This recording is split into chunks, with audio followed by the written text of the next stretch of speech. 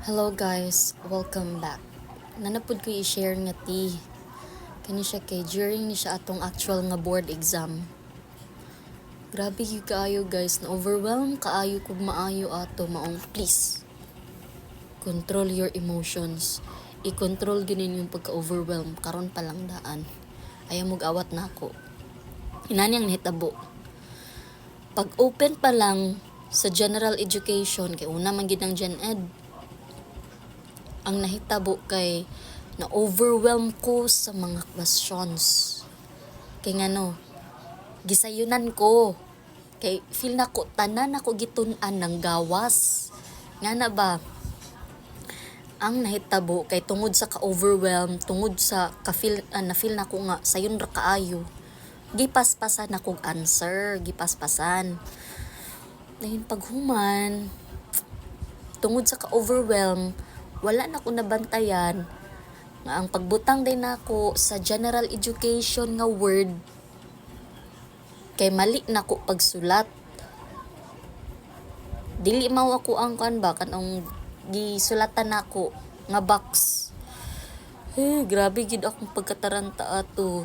Nga ko nga kay nganong nabantayan to.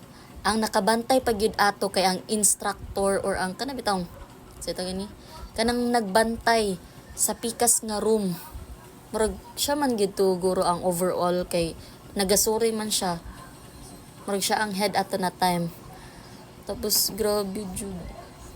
Nawad-an ko gana ato. Ano nga nagi ko nga pag-abot sa tunga-tunga or hapit na kumahuman ato. Dadto man gud na ko na realize nga mali dayto. Dadto ko nabantayan. Saka to siya nga proctor day I mean. Dayon kulba na kaayo ko. Grabe balik-balik gid kay nako pangutana sa proctor. Katong tulo ka proctor, ang duha ka proctor nga naa sa room ug katong isa ka proctor nga nakabantay sa kuha.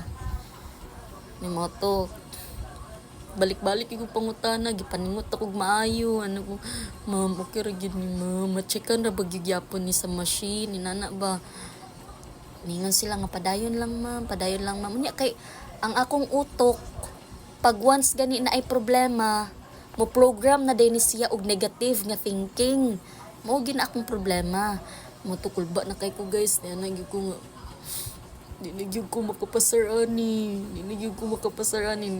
ko ana.